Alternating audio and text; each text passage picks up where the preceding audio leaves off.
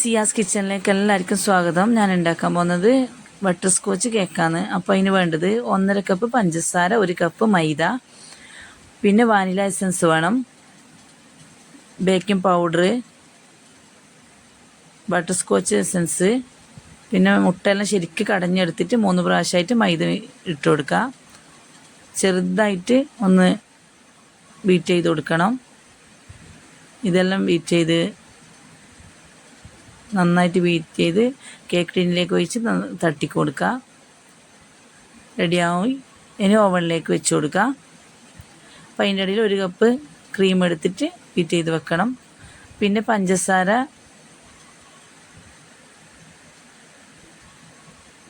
Cake നന്നായി സോഫ്റ്റായി വന്നിട്ടുണ്ട്. പഞ്ചസാര കാരമൽ ചെയ്യാൻ വേണ്ടിയിട്ട് വെച്ചിട്ടുണ്ട്. അപ്പോൾ പഞ്ചസാരയിലേക്ക് നമ്മൾ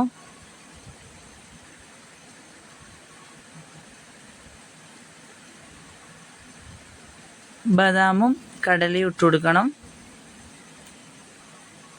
നന്നായിട്ട് ഇളക്കി കൊടുത്തിട്ട് ബട്ടർ പേപ്പറിലേക്ക്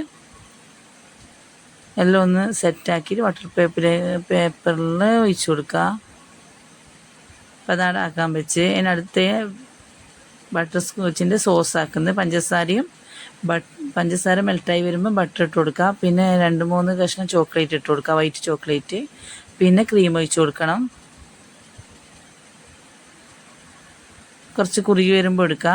അതിലേക്ക് തന്നെ കുറച്ച് പാലൊഴിച്ച് കൊടുക്കുക. പഞ്ചസാരയും ഷുഗർ സിറപ്പ് ആക്കാൻ വേണ്ടിയിട്ടാണ്.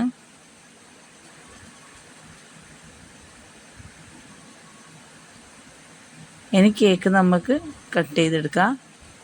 നന്നായിട്ട് കട്ട് ചെയ്തിട്ടുണ്ട്. ഇനി ഇത് പൊടിച്ചെടുക്കണം. പൊടിച്ച കടലയും ബദാമും മാറ്റി വെക്കുക. ക്രീം കുറച്ച് ബോർഡിലേക്ക് തേച്ച് കൊടുക്കുക. ഒരു പകുതി കേക്ക് വെച്ച് കൊടുക്കുക. എന്നിട്ട് കേക്കിലേക്ക് ഷുഗർ സിറപ്പ് തേച്ച് കൊടുക്കണം. വെച്ച് കഴിഞ്ഞിട്ട് പിന്നെ സോസ് ഒഴിച്ച് കൊടുക്കണം.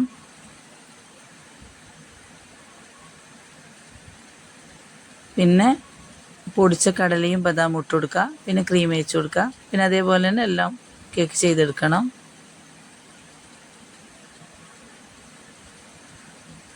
എല്ലാം ചെയ്ത് കഴിഞ്ഞ് പിന്നെ കേക്കെല്ലാം ഇനി സെറ്റാക്കി എടുക്കുക.